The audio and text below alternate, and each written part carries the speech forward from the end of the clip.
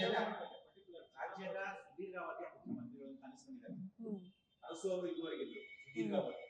ಈಗ ಮುಖ್ಯಮಂತ್ರಿಗಳು ಅರಸು ಅವರ ದಾಖಲೆಯನ್ನು ಬ್ರೇಕ್ ಮಾಡಿ ಕರ್ನಾಟಕ ರಾಜ್ಯ ಅಂತ ಬಂದಾಗ ಅತಿ ಸುದೀರ್ಘಾವಧಿಗೆ ಯಾರು ಮುಖ್ಯಮಂತ್ರಿ ಅಂತ ಬಂದಾಗ ಸಿದ್ದರಾಮಯ್ಯ ಹೆಸರು ಫಸ್ಟ್ ಬರುತ್ತೆ.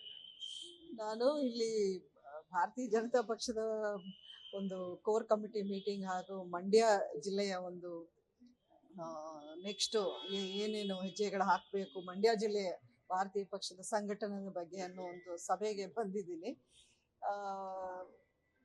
ಸುದೀರ್ಘಾವಧಿಯ ಒಂದು ಮುಖ್ಯಮಂತ್ರಿಗಳು ಸಿದ್ದರಾಮಯ್ಯ ಅವರಿಗೆ ನನ್ನ ಅಭಿನಂದನೆಗಳನ್ನು ಅರ್ಪಿಸ್ತೀನಿ.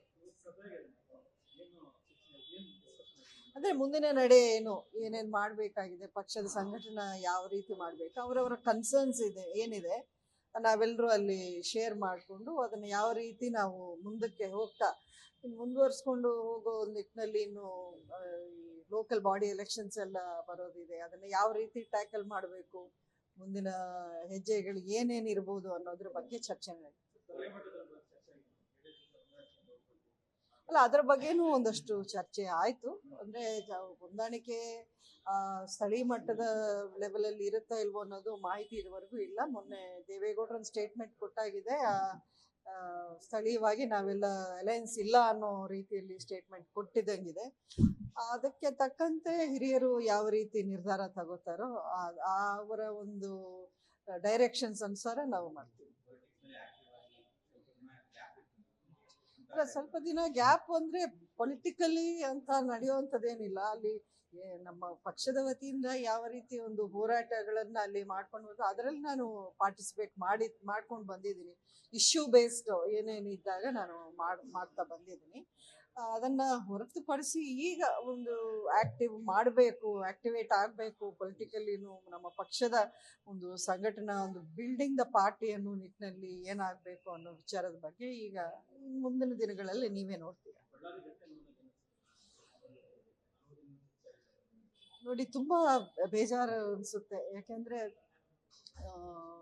ಈಗ ಫಾಲೋವರ್ಸ್ ಇರಲಿ ಅಥವಾ ಪಕ್ಷ ಅಂತ ಇರಲಿ, ಅದರಲ್ಲಿ ಈಗ ಕ್ಲಾಶಸ್ ಆಗೋದು ಅಥವಾ ಈ ರೀತಿಯ ಒಂದು ಘಟನೆಗಳಾಗೋದು ಸಹಜ. ಬಟ್ ಅದಕ್ಕೆ ಅಂತ ಒಬ್ಬರು ಪ್ರಾಣ ಕಳ್ಕೊಂಡಿರೋದು ನೋಡಿದ್ರೆ ಇಷ್ಟು ಮಟ್ಟಕ್ಕೆ ಹೋಗ್ಬೇಕಾ? ನಾವು ಪಕ್ಷ ವಿರೋಧ ಅನ್ನೋದು ಇರುತ್ತೆ, ಒಂದೊಂದು ಪಕ್ಷಕ್ಕೆ ಒಂದು ಏನೇ ನಡೀತೆ ಈ ರೀತಿ ಒಂದು ಕ್ಲಾಶಸ್ ನಡೆಯೋದು ನಾವು ನೋಡ್ಕೊಂಡು ಬಂದಿದ್ದೀವಿ. ಇವತ್ತು ಇದು ಆಗಬಾರದು, ಈ ಮಟ್ಟಕ್ಕೆ ಒಂದು ಅದೇನಂತಾರೆ ಶತ್ರುತ್ವ ಅನ್ನೋದು ಈ ಲೆವೆಲ್ಗೆ ಹೋಗಬಾರದು ಅನ್ನೋದು ನನ್ನ ಉದ್ದೇಶ.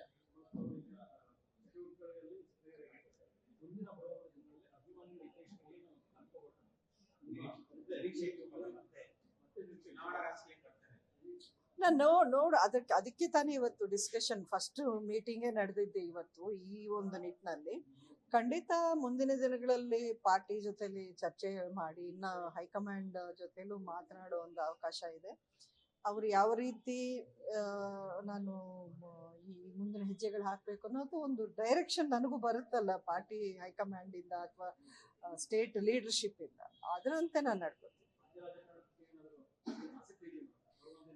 ಅಲ್ಲ, ನಾನು ಪರ್ಟಿಕ್ಯುಲರ್ಲಿ ಬರೀ ಚುನಾವಣಾ ರಾಜಕಾರಣ ಅನ್ನೋದು ನಾನು ಮಾತಾಡೋಕ್ಕೆ ಇಷ್ಟಪಡಲ್ಲ. ಬಟ್ ಖಂಡಿತ ರಾಜಕಾರಣಕ್ಕೆ ನನ್ನ ವಿರೋಧ ಅಂತೂ ಏನಿಲ್ಲ. ಸಮಯ ಸಂದರ್ಭ ಎಲ್ಲ ಕೂಡಿ ಬರಬೇಕು, ಅದಕ್ಕೆ ಒಂದು ಅದೇನಂತಾರೆ ಸರ್ಕಮ್ಸ್ಟೆನ್ಸಸ್ ಎಲ್ಲ ಸರಿಯಾಗಿರ್ಬೇಕು ನನಗೆ, ಅಷ್ಟೇ.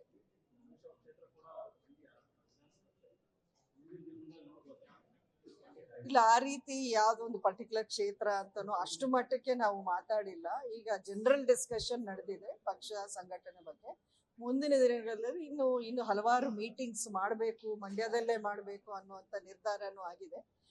ಸೊ ಖಂಡಿತ ಫಸ್ಟ್ ಗ್ರಾಸ್ ರೂಟಿಂದ ಪಕ್ಷವನ್ನು ಯಾವ ರೀತಿ ಬಿಲ್ಡ್ ಮಾಡಬೇಕು ಅನ್ನೋದ್ರ ಬಗ್ಗೆ ನಾವೆಲ್ಲರೂ ಕಾಳಜಿ ತಗೊಂಡು ಮಾಡ್ತೀವಿ.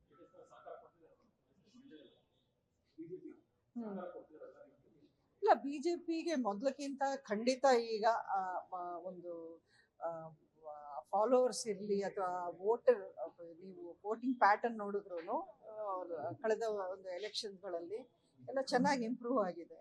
ಮುಂದಿನ ದಿನಗಳಲ್ಲಿ ಪಕ್ಷ ನಾವು ಸಂಘಟನೆ ಮಾಡಿ ಅದನ್ನು ಯಾವ ರೀತಿ ಬೆಳೆಸ್ಕೊಂಡು ಹೋಗ್ಬೇಕು ಅದರ ಮೇಲೆ ಡಿಪೆಂಡ್ ಆಗುತ್ತೆ. ನ್ಯೂಸ್ ಫಸ್ಟ್ ನಿರ್ಭೀತಿಯಿಂದ ನಿಮ್ಮ ಪರವಾಗಿ.